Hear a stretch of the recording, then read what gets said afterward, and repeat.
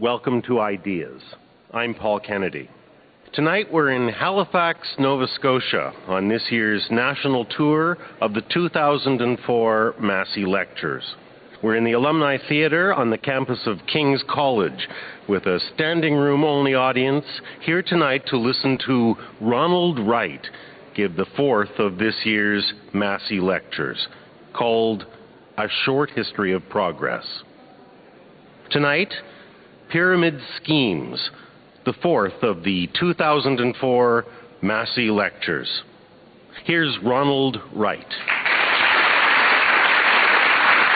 Thank you very much. Tonight, in the fourth hour, or rather than say what I'm going to say, I will just start reading it. The title of this lecture is Pyramid Schemes. In the forests of Yucatan and Belize dwells a lovely but sinister temptress, whom the Maya call the Xtabay. She's seen by lone hunters who have spent too long in the bush, and she drives them mad with lust. They glimpse her through the leaves and cannot help but follow, oblivious as the twilight thickens. They go on following, getting so close they can smell the Xtabay's wild scent and feel the delicious flick of her long hair. When they wake up, if they wake up, for many of them are never seen again, they do so cut and bleeding with their breeches down, completely lost. Sex, food, wealth, power, prestige. They lure us onward, make us progress. And to these we can add progress itself, in its modern meaning of material things getting better and better, an idea that arose with the Industrial Revolution and became its great article of faith. The two ancient societies whose careers I've outlined so far, Easter Island and Sumer, probably had no such notion of progress, yet they were seduced and ruined by their own desires all the same, following a promise of more and more that left them starving in a wasteland of their making. But how typical were they of civilizations as a whole? Is civilization inherently maladaptive, an experiment doomed by its own dynamics? Ruins all over the earth seem to say so. Yet the presence of modern civilization everywhere seems to contradict the past. Is ours the exception that has tamed the Xtabay and will live with her happily ever after? In this talk, I shall first outline the two most famous cases of internal collapse, the fall of Rome in the 4th century AD and of the classic Maya in the 9th, and then look briefly at two hardy perennials, Egypt and China. The Roman and Maya civilizations were much later, larger, and in the case of Rome at least, far more complex than the Sumerian. Like the Sumerians, the classic Maya lived in a constellation of rival city-states. But their peak population was about 10 times greater than Sumer's, between 5 and 7 or 8 million all told. The Roman Empire at its height ruled some 50 million people, a quarter of the human race at that time. The Maya and Romans had no connection with each other. They arose at similar times but in separate social laboratories, the New World and the Old. This makes them useful for recognizing human behaviors that transcend specifics of time, place, and culture. Easter Island and Sumer wrecked their environment so thoroughly and fell so hard that they became effectively extinct. But Rome and the Maya managed to linger in simplified medieval forms after their collapses, leaving direct descendants who are part of today's world. Rome's heirs were the Byzantine Empire and the European nations who speak modern dialects of Latin. The Maya were not empire builders, and any renaissance they might have achieved was forestalled by the Spanish invasion in the 16th century. Yet the death of their culture has been exaggerated. 8 million people speak Mayan languages today, roughly the same number as in the classic period, and many of them practice distinctly Maya forms of social organization, belief, art, and calendrical astrology.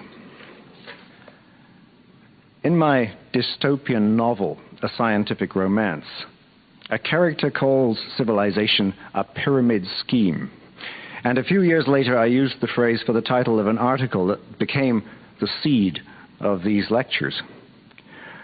A pyramid of stone or brick, which may also take the shape of colossal statues, tombs, office towers, missile silos, is the outward and visible sign of a human social pyramid. And the human pyramid is in turn carried by a less visible natural pyramid, the food chain and all other resources in the surrounding ecology, often termed natural capital. The careers of Rome and the Maya also show, I think, that civilizations often behave like pyramid sales schemes, thriving only while they grow. They gather wealth to the center from an expanding periphery, which may be the frontier of a political and trading empire or a colonization of nature through intensified use of resources, often both. Such a civilization is therefore most unstable at its peak when it has reached the maximum demand on the ecology. Unless a new source of wealth or energy appears, it has no room left to raise production or absorb the shock of natural fluctuations. The only way onward is to keep wringing new loans from nature and humanity. Once nature starts to foreclose, with erosion, crop failure, famine, disease, the social contract breaks down.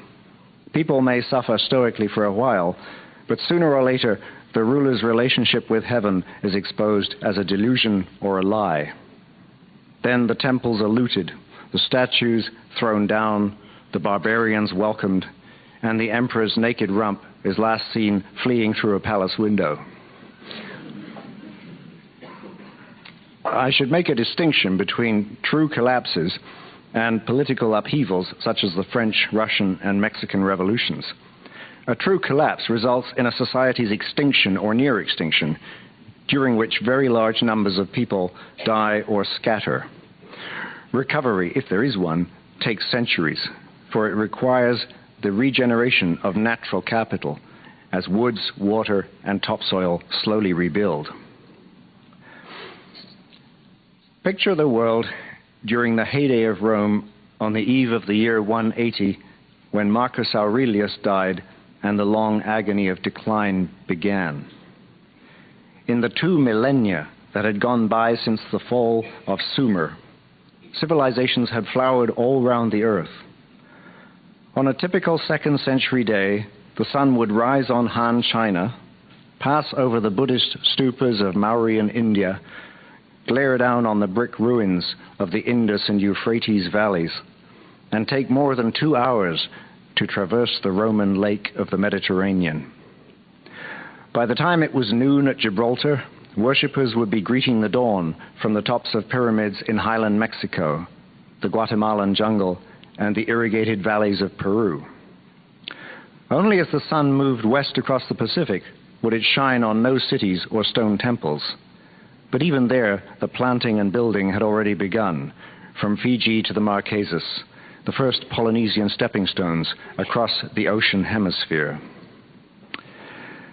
In the 2nd century AD, declared Edward Gibbon in his Decline and Fall, published in 1776, the Empire of Rome comprehended the fairest part of the earth and the most civilized portion of mankind. People of non-European descent might dispute those claims, but Gibbon was certainly right when he added that Rome's fall will ever be remembered and is still felt by the nations of the earth.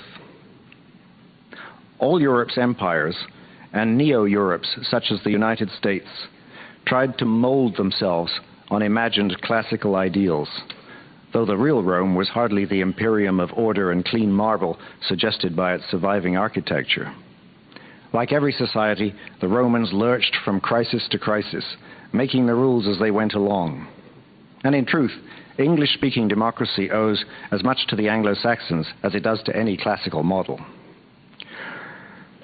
In the last talk, I mentioned that the first farming villages in the world appeared in the uplands of the Fertile Crescent, or Middle East, and that mankind drove itself from Eden in the 6th millennium BC by denuding the land.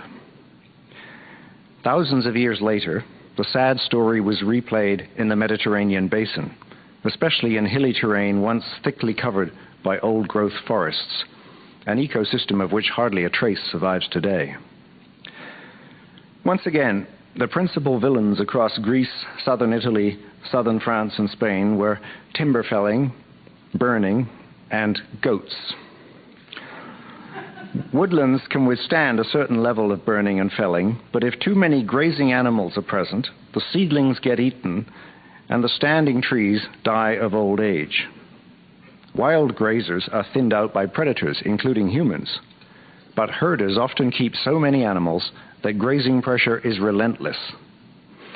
In times of high population and rural poverty, grazing is often followed by the tilling of hillsides, hoes or plows delivering the final blow to whatever soil remains, a common sight in the so-called developing world today.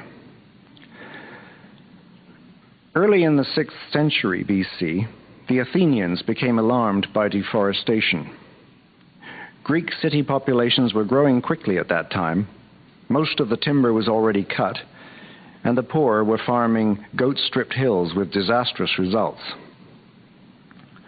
Unlike the Sumerians, who may have been unaware of the destruction caused by their irrigation methods until it was too late, the Greeks understood what was happening and tried to do something. In 590 BC, the statesman Solon, realizing that rural poverty and land alienation by powerful Athenian nobles lay behind much of the trouble, outlawed debt serfdom and food exports. He also tried to ban farming on steep slopes.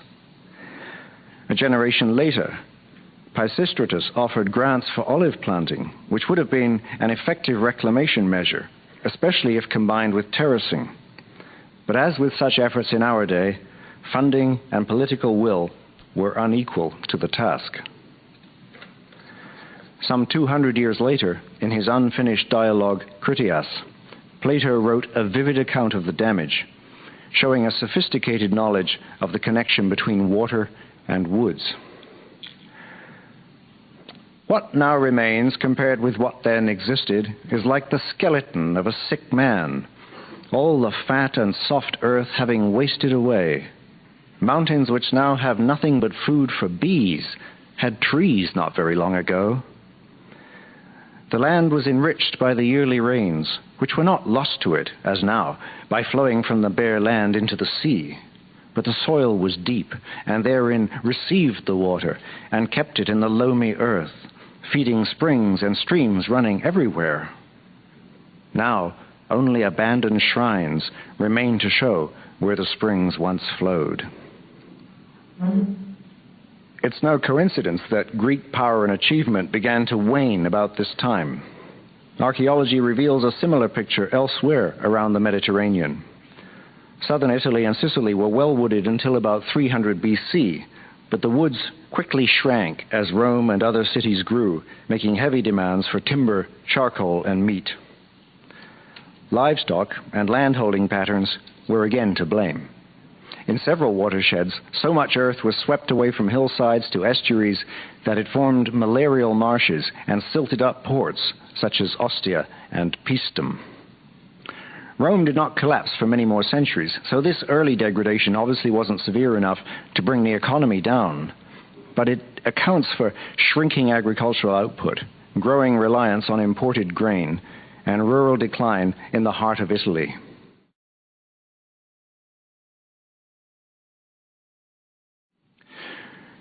Shortly before the time of Christ, the poet Ovid wrote, "Long ago, earth had better things to offer, crops without cultivation, fruit on the bough, honey in the hollow oak.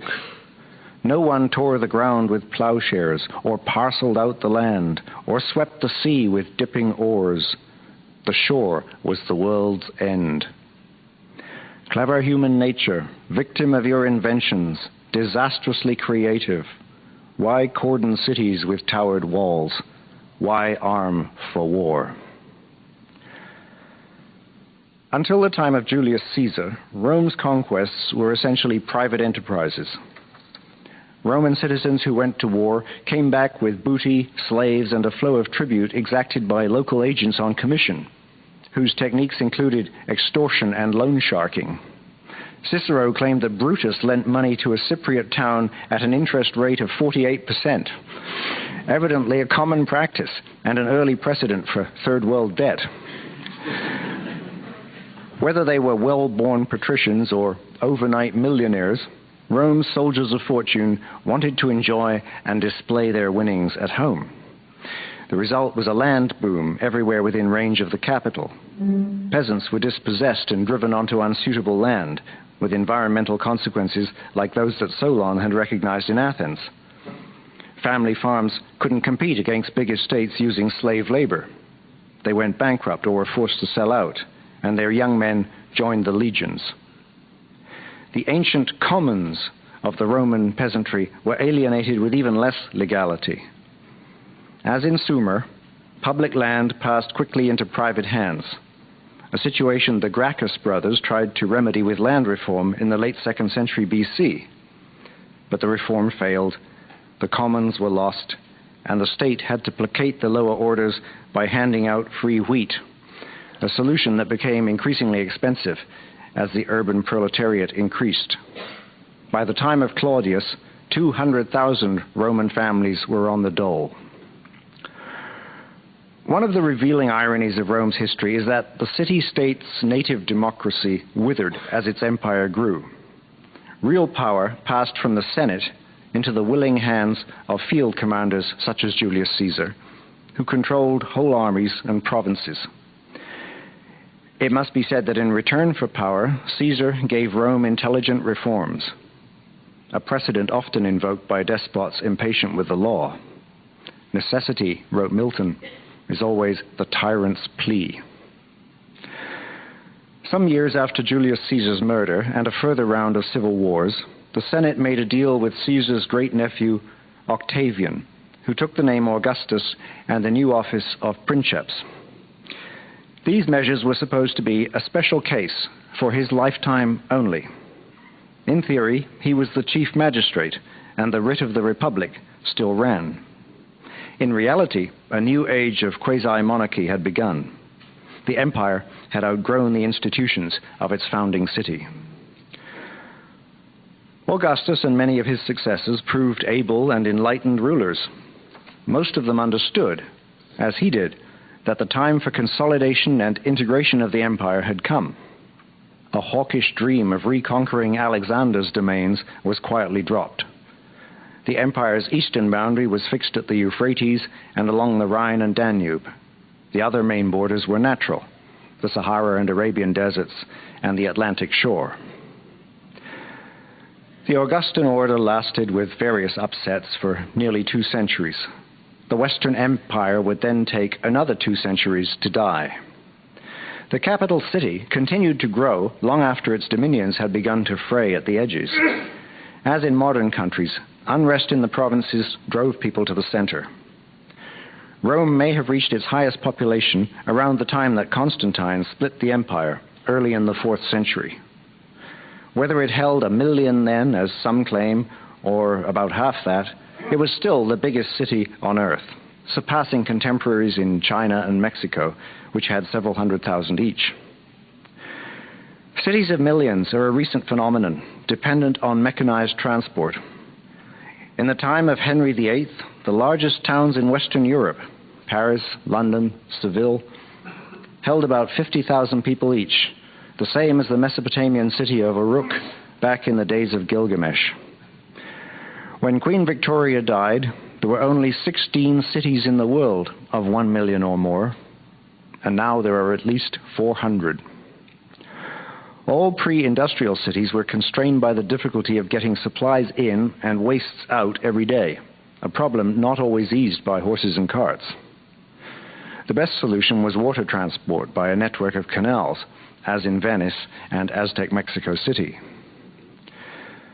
The unsavory truth is that until the mid-19th century, most cities were death traps, seething with disease, vermin, and parasites. average life expectancy in ancient Rome was only 19 or 20 years, much lower than in Neolithic Çatalhöyük, but slightly better than in Britain's Black Country, evoked so vividly by Charles Dickens, where the average fell as low as 17 or 18.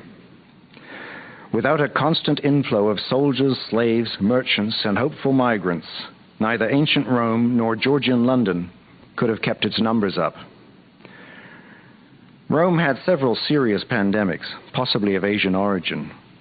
While these caused manpower and fiscal problems, they may also have postponed the empire's decline by relieving pressure on the land. Explanations for Rome's fall run the gamut: plagues, lead poisoning, mad emperors, corruption, barbarians, Christianity.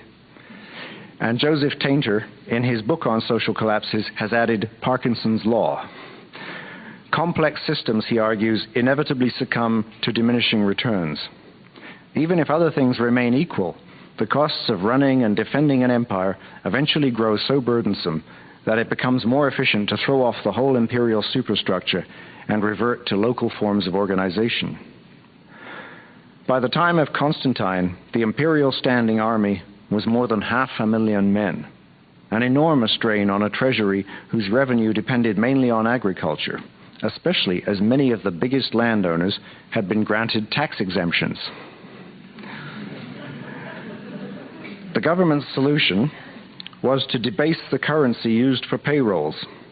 Eventually, the denarius, or Roman silver penny, contained so little silver that it became, in effect, paper money.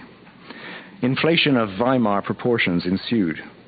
At the beginning of the 4th century, it took 4,000 silver coins to buy 1 gold solidus. By the end of that century, it took 180 million. Citizens worn down by inflation and unfair taxation began defecting to the Goths.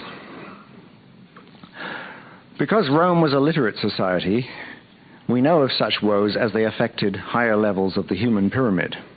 But beneath the ills of the body politic lay a steady degradation of the natural pyramid that sustained the whole enterprise. Archaeological work in Italy and Spain has revealed severe erosion corresponding to high levels of agricultural activity during imperial times, followed by population collapse and abandonment until the late Middle Ages. As the empire impoverished the soils of southern Europe, Rome exported its environmental load to colonies, becoming dependent on grain from North Africa and the Middle East. The consequences can be seen in those regions today. Antioch, capital of Roman Syria, lies under some 30 feet of silt washed down from deforested hills, and the great Libyan ruins of Leptis Magna now stand in a desert. Rome's ancient breadbaskets are filled with sand and dust. That is not, of course, the whole story. Rome controlled many environments, not all of which were exploited so destructively. Europe north of the Alps, with a wetter climate and heavy soils unsuited to the crude plows of the time, stayed lightly settled. Roman London was only half a square mile, and the spa town of Bath, whose walls impressed an early English poet as a kingly thing, the work of giants, covered only 24 acres. Medieval history confirms the archaeological evidence. The empire fell hardest at its core, the Mediterranean basin, where the brunt of the environmental cost was borne. Power then shifted to the periphery, where Germanic invaders, such as the Goths, Franks, and English, founded small ethnic states on northern lands that Rome had not exhausted. The great city itself was looted and half abandoned, the prize of endless barbarian and papal wars. Its population would not again reach 500,000 until the 20th century. I'm Paul Kennedy, and this is Ideas. From the Alumni Theatre at the University of King's College in Halifax, you're listening to Pyramid Schemes, the fourth of Ronald Wright's 2004 Massey Lectures, A Short History of Progress. While Rome was conquering 1/4 of humanity, another quarter, that living in the Americas, was, as I've noted, running similar social experiments. The largest city in the Americas at that time was Teotihuacan in central Mexico.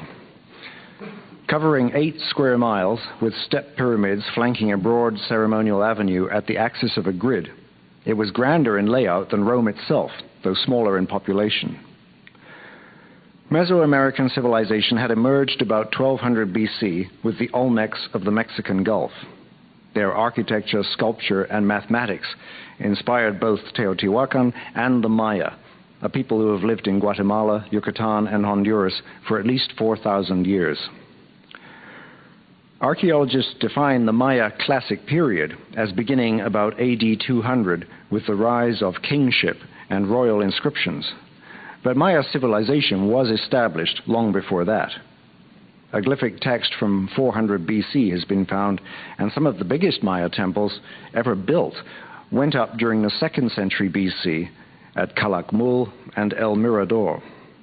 The foundations of one building cover 22 acres, a footprint the size of the Roman city of Bath. Our stock image of the Maya, one that appeared at the end of the first Star Wars film, is of temples rearing like battered skyscrapers from an emerald jungle canopy. That scene was shot at the ruins of Tikal, the foremost Maya city of the late Classic period, now a wildlife sanctuary for hundreds of bird species and rare animals such as ocelot and jaguar. 1,200 years ago, when those temples were last in daily use, little, if any, jungle would have been in sight. Like a Sumerian king atop his ziggurat, the lord of Tikal would have gazed out upon a man-made landscape, a dense urban core with half a dozen steep temples 200 feet high, then palaces and suburbs, then fields and farms stretching to the horizon where neighboring cities rose against the sky. As in other city-state systems, Maya civilization was internally competitive, artistically and intellectually fertile. The pre-classic Maya, along with the Olmecs, were the first people in the world to develop full positional numerals with the concept of naught or zero. This mathematical idea, which seems so obvious today, was invented only twice in history. It eluded the Greeks and all of Europe until the Arabic system, which had developed in India about AD 600, ousted cumbersome Roman numerals in the late Middle Ages. Mesoamerica was also one of only 3 or 4 places to invent writing, which the Maya developed into a phonetic as well as glyphic system. The other places were Sumer, China, and possibly Egypt. The rest of the world's script were either derived from these or stimulated by knowledge of writing's existence in a neighboring society. Using their advanced arithmetic in a calendar known as the Long Count, the Maya charted the mystery of time, recording astronomical events and running mythological calculations far into the past and future, sometimes over millions of years. Calendars are power, as Julius Caesar, who named the month of July after himself, was also aware. Only 3 ancient Maya books have survived, but they are enough to reveal the most accurate astronomy until Europe's Renaissance, by which time Caesar's calendar had drifted 10 days out of step with the sun.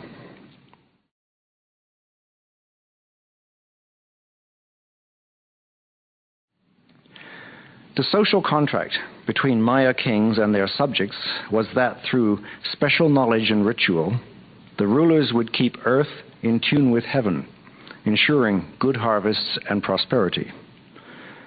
They succeeded too well. By the height of the late Classic period in the 8th century AD, rural populations were as dense as those in pre-industrial Southeast Asia. The Tikal kingdom alone may have held 500,000 people, depending on how its boundaries are defined. The other states, a dozen important ones and perhaps 50 more, were much smaller and seem to have been arranged in shifting alliances rather like modern nations. Most Maya lived on the land in farmsteads, but even far from a city, they numbered up to 500 people a square mile on good land. It used to be a mystery how the fragile ecology of a tropical rainforest, believed to have been cultivated by Swidden or slash and burn, could support such densities. It's now known that the Maya practiced intensive farming in swamps by a method called raised fields, cutting networks of canals and ditches to drain the land in the rainy season and water it in the dry. Fish were kept in these canals, whose dredgings were used as fertilizer, along with compost and sewage. As the Victorians in India coyly put it, Maya fields were self-manuring.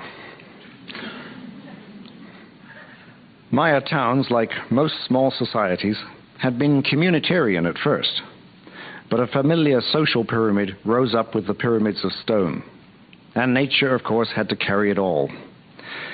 Studies of ancient pollen confirm that as the cities grew, the jungle died by the stone axe.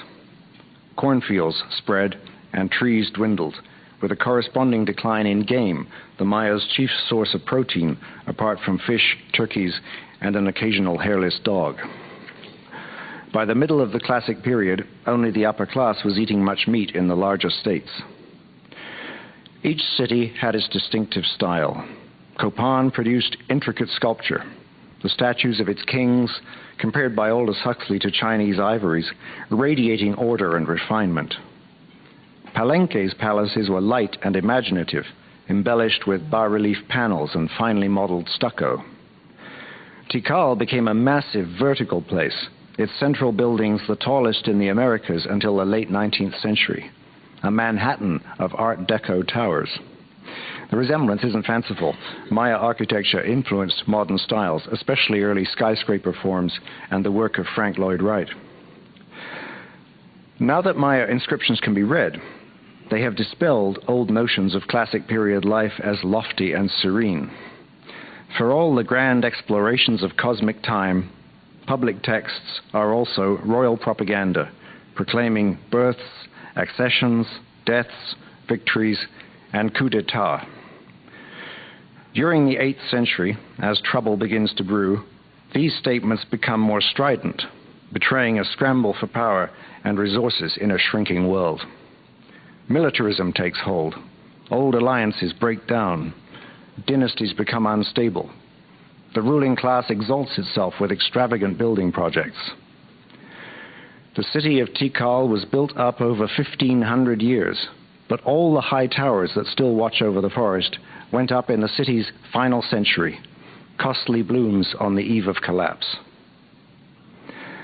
When the great cities wobbled, upstarts began to assert themselves, as in Greece during the Peloponnesian Wars. At the Maya town of Dos Pilas, which made a futile bid for power in the mid-8th century, diggings have unearthed a glimpse of the last days. People huddling in the central square, tearing stone from the temples to throw up barricades. Equally poignant are the wall paintings at the small city of Bonampak, which commissioned a set of frescoes to record a great victory in the 790s. The battle scene, drawn by a master, is among the liveliest and most skillful in ancient art. Afterwards, prisoners are displayed bleeding on the temple steps, along with a musical parade and scenes of royal women presenting the kingdom with an air. It is all so nouveau riche, and so brief. The paintings were never finished. The caption blocks stayed unfilled, a silence more truthful than anything they might have told. One by one, the cities fell still, inscribing no more monuments, until on January the 18th, 909, in the Maya system 104000, the last date was carved, and the great machinery of the long count calendar ceased to revolve. So what went wrong? As in Rome, all the usual suspects, war, drought, disease, soil exhaustion, invasion, trade disruption, peasant revolt, have been questioned. Some of these are too sudden to account for a collapse that took more than a century, but many of these things would flow from ecological malaise. Again, sediment studies show widespread erosion. There are no goats to blame in this case, but small losses each year still added up to bankruptcy. Stone axes are slower than steel, and hoes gentler than plows, but enough of them will do the same job in the end. The fertility of a rainforest is mainly in the trees. Modern clearing in Amazonia shows that tropical loam can be destroyed in a few years. The Maya understood their soils and conserved them better than today's chainsaw settlers do, but eventually demand overtook supply. David Webster, who has excavated at several major sites and written a recent book on the Maya fall, says this about the greatest of the city-states. The most convincing collapse explanation we have for the Tikal kingdom is overpopulation and agrarian failure, with all of their attendant political consequences. Webster's conclusion holds for most of the central lowlands. The ornate Maya city of Copan, which stands in a Honduran valley surrounded by steep hills, fell into a common trap, one that is costing millions of acres around the world today. The city began as a small village on good bottom land beside a river, a rational and harmless settlement pattern at first. But as it grew, it paved over more and more of its best land. Farmers were driven up onto fragile hillside soils whose anchoring timber had been cleared. As the city died, so much silt washed down that whole houses and streets were buried. Human bones from classic sites show a growing divide between rich and poor, the wealthy getting taller and heavier while the peasants became stunted. Towards the end, all classes seem to have suffered a general decline in health and life expectancy. If we had Maya mummies to examine, we would probably find them riddled with parasites and the ills of malnutrition, like ancient Egyptians. Webster believes that at the height of Copan's magnificence, during the long reign of King Yashpasach, life expectancy was short, mortality was high, people were often sick, malnourished, and decrepit-looking. House remains show that in a century and a half, Copan's population had shot up from about 5,000 to 28,000, peaking in AD 800. It stayed high for 1 century, then fell by half in 50 years, then dropped to nearly nothing by AD 1200. We can't attribute these figures to mass migration in or out, for much the same pattern occurs throughout the Maya area. The graph, Webster observes, closely resembles the kind of boom and bust cycle associated with wild animal populations. He might also have compared it to something more immediate. Copan's 5-fold surge in just 1 century and a half is exactly the same rate of increase as the modern world's leap from 1.2 billion in 1850 to 6 billion in 2000. Some scholars attribute the Maya fall to a severe drought early in the 9th century, a Maya dust bowl. Yet collapse in several areas had already begun by then. During their peak in the 8th century, the great cities of the Maya heartland were running at the limit.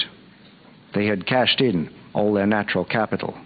The forest was cut, the fields worn out, the population too high, and the building boom made matters worse, taking more land and timber. Their situation was unstable, vulnerable to any downturn in natural systems. A drought, even if it was no worse than others the Maya had weathered before, would have been more of a finishing blow than a cause. As the crisis gathered, the response of the rulers was not to seek a new course, to cut back on royal and military expenditures, to put effort into land reclamation through terracing, or to encourage birth control, methods of which the Maya may have known. No, they dug in their heels and carried on doing what they had always done, only more so. Their solution was higher pyramids, more power to the kings, harder work for the masses, more foreign wars. In modern terms, the Maya elite became extremists or ultra-conservatives, squeezing the last drops of profit from nature and humanity. I'm Paul Kennedy, and this is Ideas. From the Alumni Theatre at the University of King's College in Halifax, you're listening to Pyramid Schemes, the fourth of Ronald Wright's 2004 Massey Lectures, A Short History of Progress. Of the 4 cases we've looked at so far, 2, Easter Island and Sumer, failed to recover because their ecologies were unable to regenerate. The other 2, Rome and the Maya, collapsed heavily in their heartlands, where ecological demand had been highest, but left remnant societies whose descendants have come down to modern times. During 1,000 years of low population, the land in both places managed to recover, helped by volcanic ash falls and pandemics. Italy is no Easter Island, and Guatemala is no Sumer. There's a riddle here. Why, if civilizations so often destroy themselves, has the overall experiment of civilization done so well? If Rome couldn't feed itself in the long run, how is it possible that for every person on earth in Roman times, there are 30 here today? Natural regeneration and human migration are part of the answer. Ancient civilizations were local, feeding on particular ecologies. As one fell, another would be rising elsewhere. Large tracts of the planet were still very lightly settled. A fast film of the Earth from space would show civilizations breaking out like forest fires in one region after another. Some were isolated and spontaneous. Others were carried from place to place across the centuries, sparks on the cultural wind. A few flared a second time in a good place after a long fallow, rekindling from old coals. A second answer is that while most civilizations have outrun natural limits and collapsed within 1,000 years or so, not all have. Egypt and China were able to keep burning without using up their natural fuel for more than 3,000 years. What made them different? Egypt, as Herodotus wrote, was the gift of the Nile. Her fields watered and her soils refreshed each year by a layer of flood-borne silt. Desert hills hemming the river on both sides showed from the start what the limits of tillage would be. There were no wooded slopes or jungles to tempt a population boom on fleeting soils. The Nile and its delta offered only 15,000 square miles of cropland, an area the size of Holland, drawn out in the shape of a lotus with its head touching the sea. Egypt's farming methods were simple, as conservative as the culture itself, working with rather than against the natural water cycle. The Nile Valley's narrowness and drainage slowed the salt buildup that poisoned Sumer. And unlike the Maya and ourselves, ancient Egyptians generally knew better than to build on farmland. Egypt's population growth was also unusually slow. Throughout the Pharaonic, Roman, and Arabic periods, it stayed well below world average, taking 3,000 years to rise from below 2 million to about 6 million by Cleopatra's time, and rising no further until the 19th century when modern irrigation began. This tells us that 6 million people, or 400 per square mile of farmland, was the carrying capacity of the Nile ecosystem, a limit grimly enforced by famine when the river faltered, and by high levels of waterborne disease. Nature made Egypt live within its means, but Egypt's means were those of a remittance man, topped up each year by the Nile at the expense of other farming peoples upstream in the Ethiopian highlands.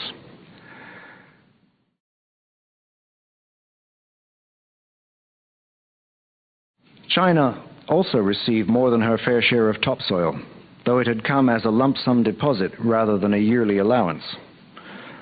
Long before farming began, dry winds blowing across the Eurasian landmass had picked up topsoil exposed by retreating glaciers and dropped it on China in the form of loess, a lion-colored earth that gives the Yellow River its name. The deposits lie hundreds of feet thick in fertile plateaus carved here and there into precipitous ravines or spread out in alluvial plains below. This land was almost endlessly forgiving, with erosion merely exposing new layers of good earth. Civilization in China began more than 1,000 years after Egypt, but soon overtook it in scale and spread into other climatic zones. At the height of the Han Empire, China ruled 50 million people from Mongolia to Vietnam, the same number as Rome, its contemporary and distant trading partner. The Han dynasty's fall in the 3rd century AD was more political than ecological in cause.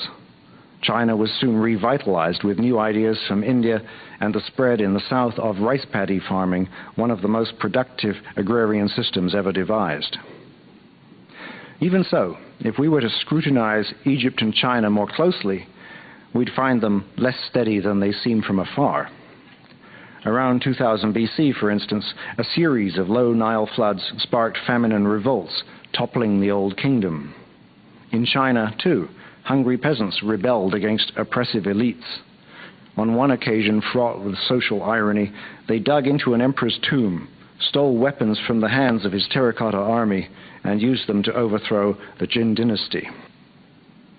Despite such upsets and the recurring scythes of famine and disease, the generous ecologies of Egypt and China allowed revival to follow before the culture lost its headway.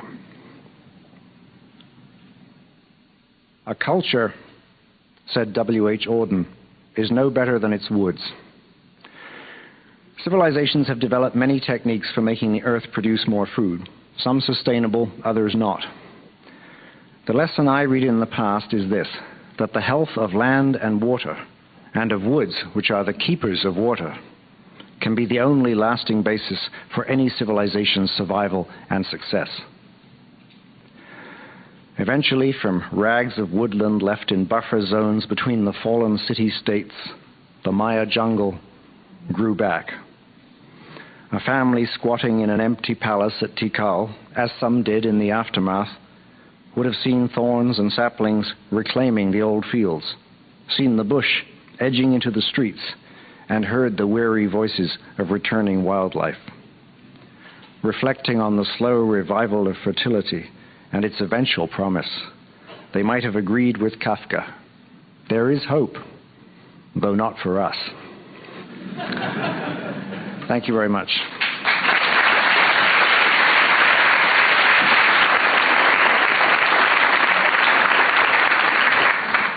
As I mentioned at the beginning, Ron has agreed to answer questions. We have two microphones set up, as you see, in the middle of the house.